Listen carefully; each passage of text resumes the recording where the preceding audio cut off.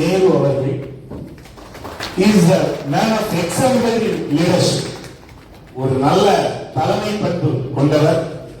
Unwavering commitment is dedicated to empowerment. நாங்கள் அதிக research social சயின்ஸில் எம்பவர்மெண்ட்டை பற்றி தான் நாங்கள் ரிசர்ச் பண்ணியிருந்தோம். ஆண்டர்பிரனர் இதுல ஒரு எல்லாருக்கும் அந்த ஒரு அதாவது empowerment of people, downtrodden people, women, all other things. So really we appreciate sir for your all the efforts taken.